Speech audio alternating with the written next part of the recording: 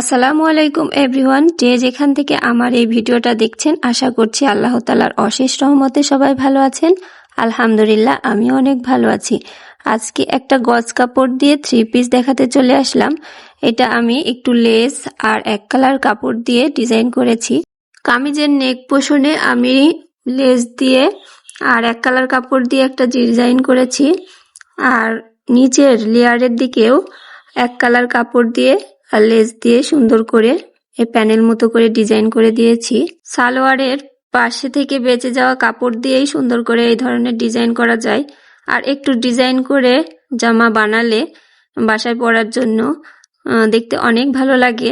যারা সেলাই কাজ জানেন ডিজাইন দেখে বানিয়ে ফেলতে পারেন অনায়াসেই। হাতাতেও আমি লেস দিয়ে আর একটু এক কালার কাপড় পাইপিং মতো করে একটা ডিজাইন করেছি। এ পর্যায়ে বলে রাখি, আমি কুশি কাটা, হ্যান্ড প্রিন্ট, হাতের কাজ, বেবিদের ও বড়দের ড্রেস বা আবার গজ কাপড় দিয়ে বেবিদের ও বড়দের ড্রেস নিয়ে কাজ করি। এই ধরনের ভিডিও নিয়মিত দেখতে চাইলে আমার চ্যানেলটি সাবস্ক্রাইব করে রাখতে পারেন, আর ভালো লাগলে অবশ্যই লাইক করার অনুরোধ রাখছি।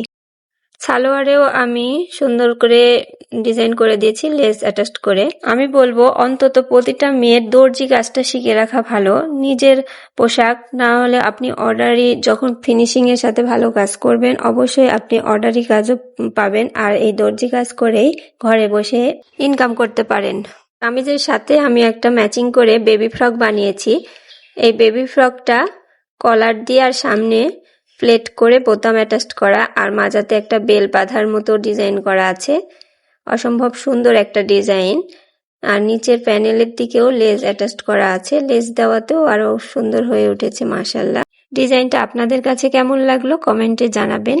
আমি বেবি ড্রেস নিয়েই বেশি কাজ করি। বাচ্চাদের ড্রেস বানাতে আমার কোনোই ক্লান্তি আসে না, অনেক ভালো লাগে। কুশি কাটা, হ্যান্ড প্রিন্ট, হাতের কাজের ড্রেস, বিভিন্ন ধরনের গজ কাপড় দিয়ে ডিজাইন করি। সবসময় আমার বাচ্চাদের ড্রেস বানাতেই ভালো লাগে, আর এই ধরনের